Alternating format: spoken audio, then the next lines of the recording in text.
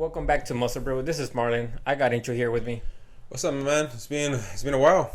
Yeah, yeah. Sorry, guys. Well, we've taken it's been actually I think like about a couple of weeks since we have Two, 3 weeks. since we've made some content. We apologize for that. We've been kind of busy. Life happens. Yeah, we're trying to stay on top of everything, but we're gonna continue trying to make videos again more as often as a few weeks ago, and hope everything goes back to normal. So yeah, man. So what's in today's video, bro? How are we gonna start this video? So right now we have Jake Wood. Jake Wood. So he's the owner, the new owner of the Mr. Olympia. We can call it that, or is it APP? Yeah, Olympia, it's the same thing. Yeah, the most prestigious. Yeah. So Joe Weider was the owner prior to him. So he bought it from the Weider family, and now he's the owner. So what's going on with this guy? So apparently there was talk about these new rules about maybe not overemphasizing conditioning into the competitions and maybe overlook it a little bit, considering with all of the all of the misfortunes that have been happening with bodybuilders and their health. But I mean, people is worried because a lot of about 5 bodybuilders have died in the past 2 weeks, 3 weeks. Yeah. So something I think like that. that's the reason they are coming up with this statement. Well, I mean, I well, I mean, how do you feel about this? How do you feel about this? Well, I mean, my opinion is I don't think this is a good idea, especially because I mean, conditioning is part of bodybuilding.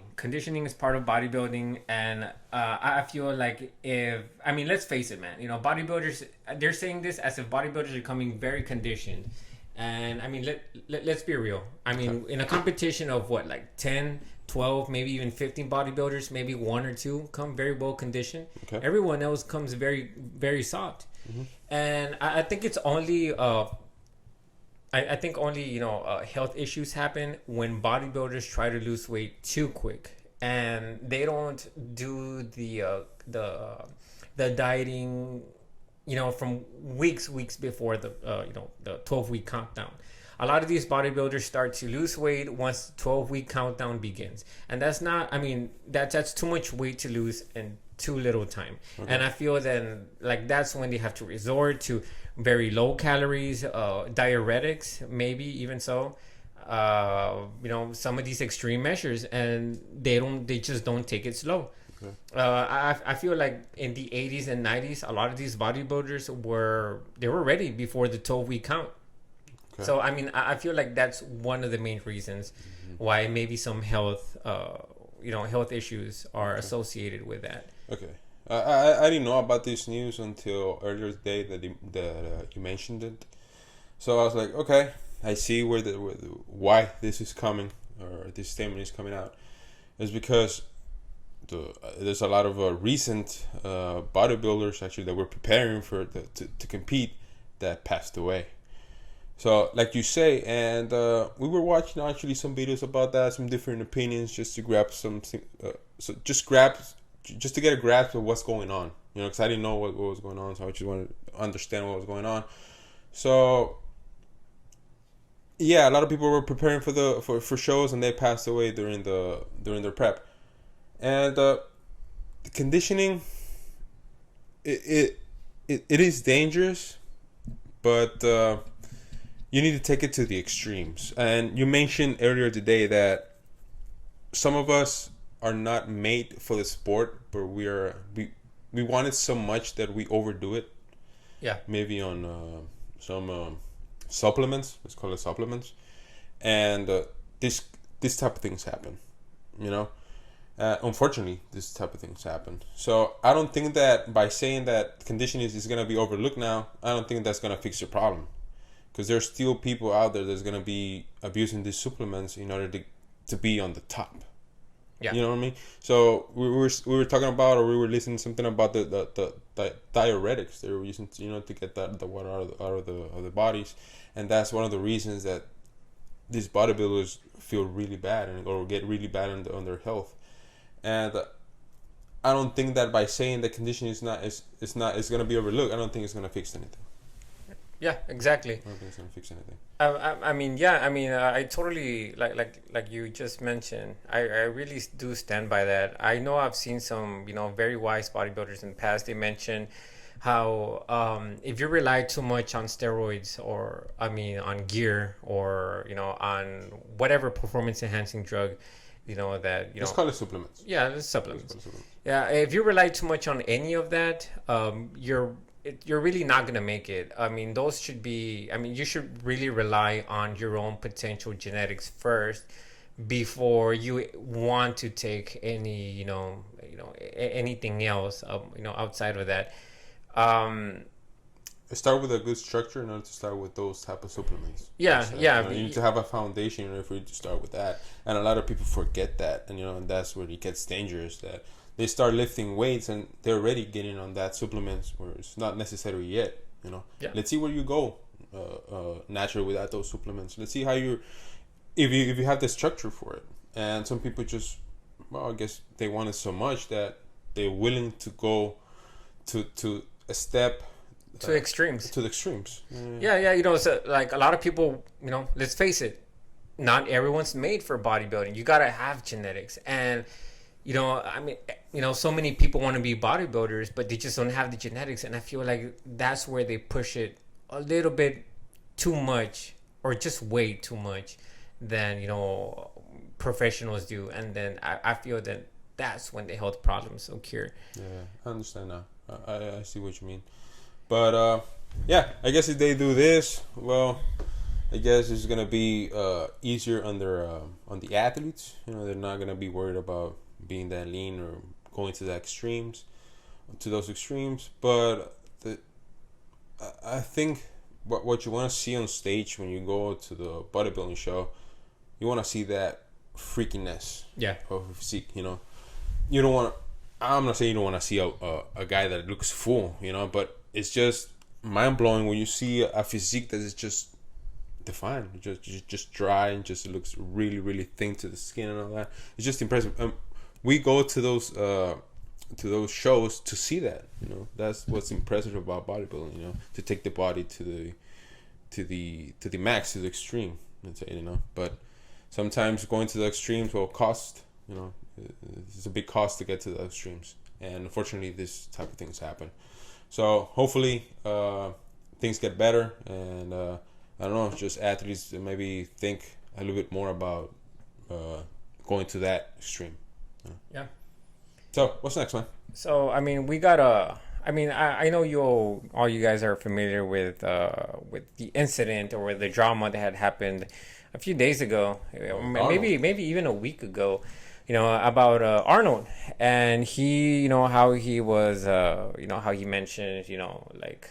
Okay, I don't know what to feel about that. So right now, what you're saying, I want to know your opinion about it. I mean, a lot of people felt betrayed, man, because a lot of people, looked up to Arnold Schwarzenegger. I mean, who didn't? I mean, I like to look up to Arnold Schwarzenegger, and I'm not really embarrassed to say that. Yeah. And so when he says, basically, screw your freedom. Yeah, exactly. I mean, that's a very controversial topic, considering even right now, considering everything that's going on. But I mean, what can I say, man? When I first heard that, I didn't know what to think about it. I really didn't know what to think about it, considering, I'm just such a huge Arnold Schwarzenegger fan. And when I heard something like that, I didn't know what to think about. But me either. It's mixed emotions. Yeah, mixed emotions. But I mean, he did come out and apologized about it. But is it enough at this point? I mean, he did say, he was mad. He got carried away. He said stuff, that he didn't really mean. I know everyone does or say, stuff that they do regret when they're upset. But I mean, it did take its toll, because some bodybuilders and some athletes. It affected the fitness community. Yeah. In a way. So, before we look at the athletes, let me give my opinion on this. When I hear about screw your freedom, I was like, really? Like, you're gonna say that? Like, you, of all of the people, you're gonna say screw your freedom? When you actually made or made your name here in the United States. Where freedom is the number one. That's what stands. This country stands for freedom. And I don't know. I was not offended by it. I was like, okay, it's just his opinion. He's entitled to his opinion. Yeah. So I guess, okay, that's what you think. That's fine. If I think differently, well, too bad. It is what it is. I did not feel offended, but it was like, yeah, maybe disappointed. I was maybe disappointed. Okay, really? You're going to say that? But at the end of the day, I respect his opinion. So if that's his opinion, well, I guess I just have to respect it. But I was disappointed with his statement. Yeah. Like, for instance, we got here Callum Von Munger, which, I mean, he played Arnold Schwarzenegger in what was the name of that movie? In the movie. I think it was the movie? Man, it was about the IFBB. Yeah, it was. That was Joe Weider live. Yeah, it was a Joe Weider movie, and he was coming up, and he made the Arnold. Right? Yeah, he portrayed Arnold on that movie, and he felt he had a lot of mixed emotions, and he decided to. What did he do? He threw away. So we see here a clip. Okay, first we see him here with a picture of Arnold, a famous picture of Arnold. Half of a picture being Arnold, the half of him being him. Follow it with a video, and the video is, we all know that says "Screw your freedom," and he says that he's disappointed about that and all that, and he just trashes that picture of him. Oh yeah. Oh, by the way, man, the movie's called Bigger. Yeah, it came Bigger. out, Bigger. Yeah, back in 2018. I mean, I saw the movie. It's good, man. It's really good. It's entertaining if you like the topic. Yeah, exactly. If you don't know about the topic, it's gonna be really boring. Yeah, it's gonna be a really boring movie if you're not into bodybuilding. You really need to be really interested in the story of how the IBB was created. How it all started. Yeah, exactly. So I mean, to me, it was very shocking when I saw Callum Von Munger, throwing away all of his posters of Arnold. Considering he played Arnold in one of the movies. Yeah, that's crazy. Really crazy. And he has a lot of... it's really similar to Arnold. Yeah, he is very similar to Arnold. Unfortunately, he did not have the career that Arnold had, right? But because a lot of injuries and his way of life, honestly, because his way of life is the reason that he was not able to be on his top of the... Would you say that he even has an accent? I mean, maybe not like Arnold, but he sure does have an accent too, right? Yeah, well, he's from Australia. Yeah, so I mean, it's almost the same story, man. From another country. He comes to the United States and makes a name of, for himself. In the fitness industry or bodybuilding, whatever you want to call it. And he came out in a movie playing Arnold. I mean, hopefully he does better on that actor career later on in his life right now, because of all his injuries. His bodybuilding career is. It's gonna be tough. Yeah. Because of his leg injury, his quad is not. It's not gonna be able to train his quad as he used to. So it's gonna be really hard for him to be like on the top of his level and be able to be, on the Mr. Olympia and all that. So we wish him the best. Yeah. So another athlete, powerlifter, Brian Shaw. So let's look at this video. As many of you know, I am a proud American. I train with an American flag on the wall of my gym, and I'm also a big believer in freedom. Now, there are a lot of people in our country right now that have forgotten that freedom is very important. Also, I have trained with a picture poster of Arnold Schwarzenegger on the wall of my gym basically since I started training, because Arnold was a huge influence on me. Now, Arnold has made some comments recently, and he is free to say whatever he wants to say, but when you say something like "screw your freedom," it doesn't sit well with me, and I know it doesn't sit well with a lot of other Americans out there, and therefore I will no longer be training with a poster of Arnold on the wall of my gym. It's time for it to come down.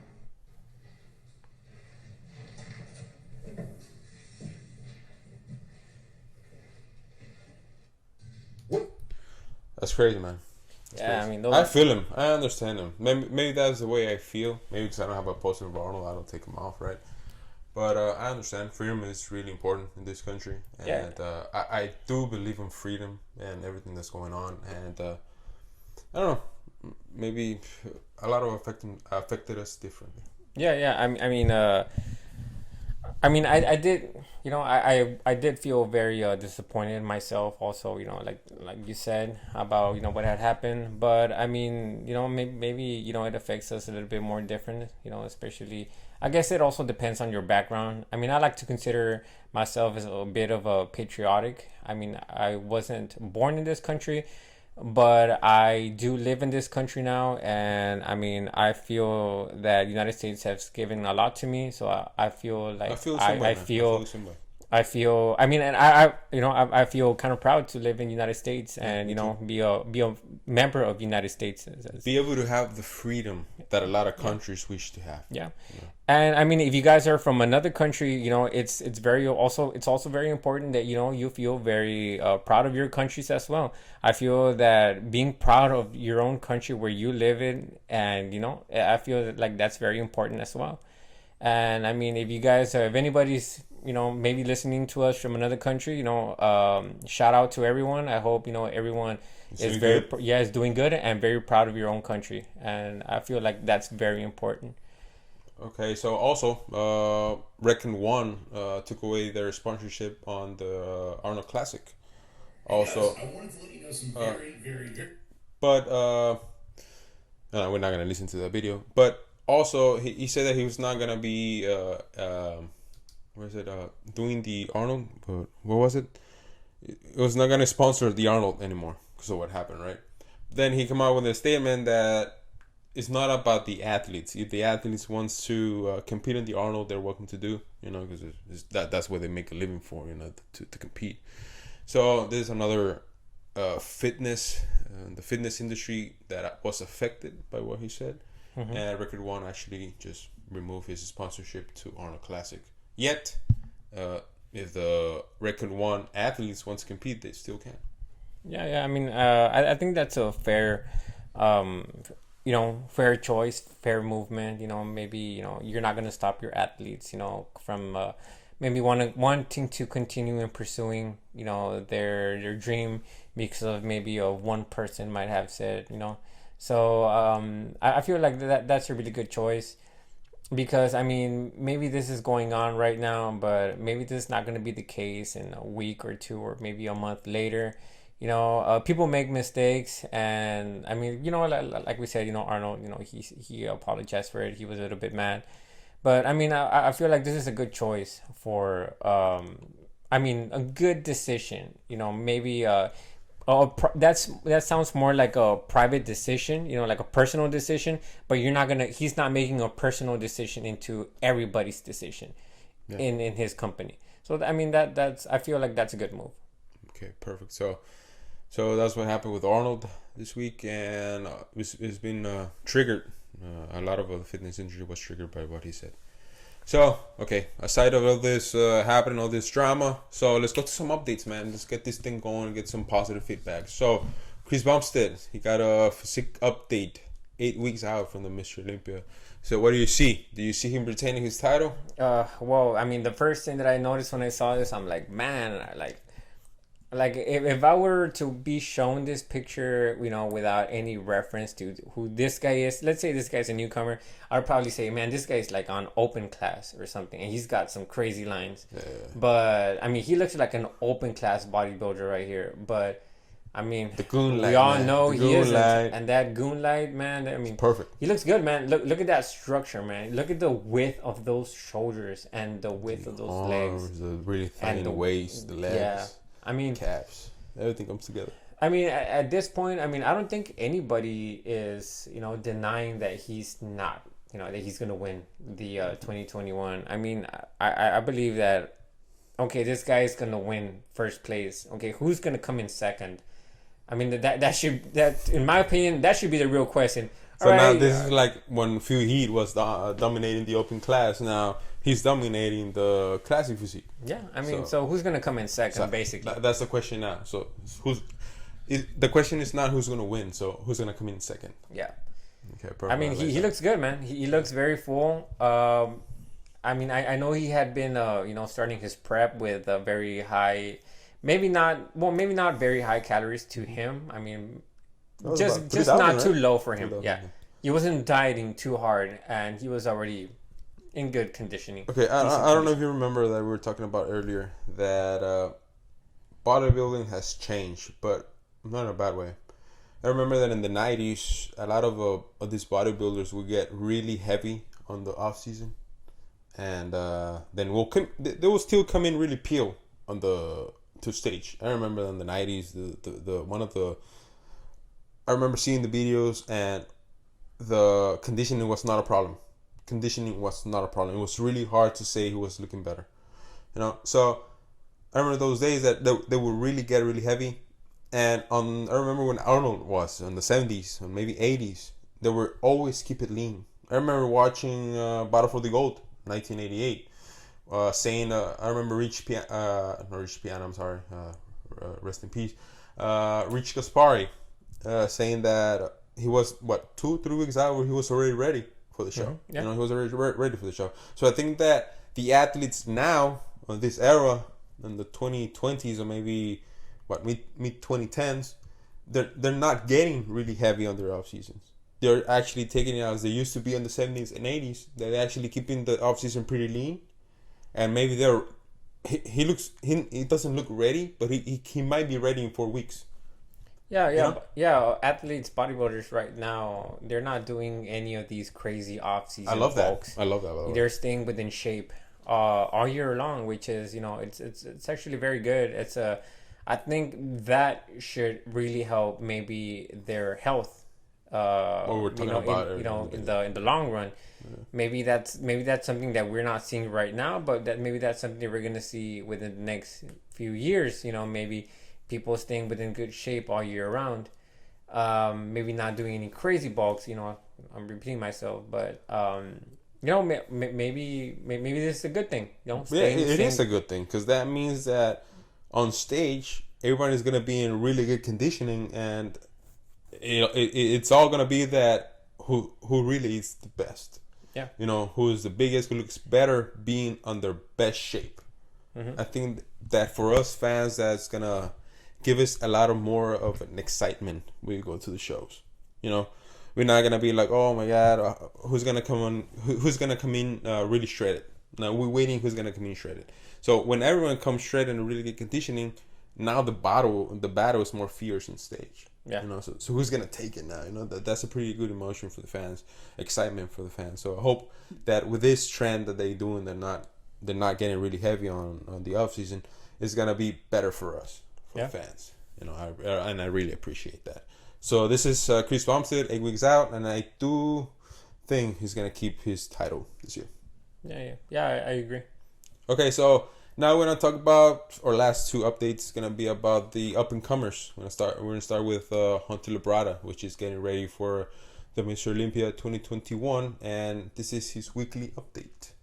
Yeah, I mean, this guy is it's one of these bodybuilders that like we were talking about. This guy has been keeping really great conditioning all year round for maybe the past 2 years. So I mean, this guy, I'm fairly sure that I don't think this guy's gonna do any crazy bulks within maybe any time soon in his career. So I mean, I guess right here he's still trying to stay lean.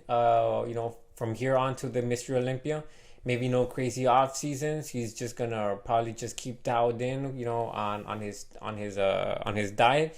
Maybe go up a few pounds, maybe go down a few pounds, but nothing really crazy. And I feel like that's really just going to help him, have really good conditioning on stage. Okay, I see it. So he's 7 weeks out. He's 4 pounds heavier, fasted than last week when he was 8 weeks out. So he looks pretty good. This is some of the up and comers that I really like. He has a really bright future, by being a Labrada. Knowing that he has a legacy to stand for, and I think he's a top 10 contender for the Mr. Olympia. Yeah, he really is. I do believe that, and I think his future is pretty bright, and I think he's gonna be battling maybe for the Mr. Olympia maybe in a few more years. Yeah. I mean, I believe so. The same. Okay, so another bodybuilder is also an up and coming that we also want to talk about, or that I wanted to talk about, is Nick Walker. The reason I want to talk about Nick Walker is also an up and coming, and this is gonna be his first Olympia, and is also battling for top 10 on Mr. Olympia, in my opinion. And my question is, I don't know if you want to leave it in the comments, is who's gonna be on top? Is it gonna be Nick Walker or is it be Hunter Labrada? What do you think, man? Yeah, I mean, I think obviously the talk is, or the question is on the Mr. Olympia, who's gonna be, number one. Now, I think another question worthy of asking is the next best thing. Who's gonna place higher, Nick Walker or Hunter Labrada? I mean, I'm not saying that either of them could not win the Mr. Olympia. I mean, whoever comes best, should win the Mr. Olympia. But I feel like that's two big competitions that two big, really individual competitions within one competition going on. Is who's going to win Mr. Olympia, and then two, some of these two big athletes with a lot of steam coming in on all cylinders throughout the whole year is Hunter Labrada and Nick Walker. And we really want to see who comes, who places I'm higher. for that. That's basically two. That's basically another small competition within the competition of the Mr. Olympia. It's pretty awesome. Yeah, brings excitement to the competition. Yeah, I feel like everyone's very, very ready to see Nick Walker next to Hunter Labrada. Yeah, and obviously obviously Nick Walker next to some of these, bigger, more veteran athletes. Exactly. But the story, obviously, Nick Walker and Hunter. And I mean, who do you have on top? I mean, I already told you my prediction. I have it on 49. It's really close. I feel like Nick Walker has more of that mutant, more of that crazy freakiness. Yeah, the freaky factor. Okay. And I mean, I feel like Hunter Labrada has some of that freaky factor too, but he has more of that aesthetic look. So kind of like more beautiful freak, and then this is like just mutant freak. If that makes any sense. Yeah, it does make sense. I do feel the same. I do think that maybe Hunter Labrada has a much better structure than Nick Walker, but they both have good mass. They both have good physiques. I just want to see them next to each other. I want to compare them next to each other on their best. Yeah. But he's gonna compete on the Arnold Classic first. A week prior to the Mr. Olympia. So I don't know. Remember peak week? Mm-hmm. So it's gonna be really hard for you to peak for two shows when it's one week to the next. So where are you gonna decide to do that really crazy peak? Is it gonna be for the Arnold or is it gonna be for the Olympia? Yeah. Yeah, true. It's all about that. So I cannot wait for the Arnold. I cannot wait for the Mr. Olympia and see who comes out on top and see how Nick Walker does in the Arnold Classic with all the veterans. With fighter with maybe he's gonna be able to fight it with who is it? William Bonac. Yeah, William Bonac, Big Ramy. Okay, hopefully. Yeah. No, I'm William Bonac on the Arnold Classic. Oh, okay. Yeah, the Arnold Classic. He's the winner of the last year Arnold Classic, so he's gonna be defending. Defending the title. So. Yeah, and I mean, like we said, guys, we're gonna try and bring more content. Like we used to maybe like a couple of weeks ago. But these are, our takes on some of these events and some of these updates that are going on. If you guys like the content, we would appreciate, your support. Share it, like it, subscribe if you're not subscribed. And we'll see you guys on the next one. Later, guys.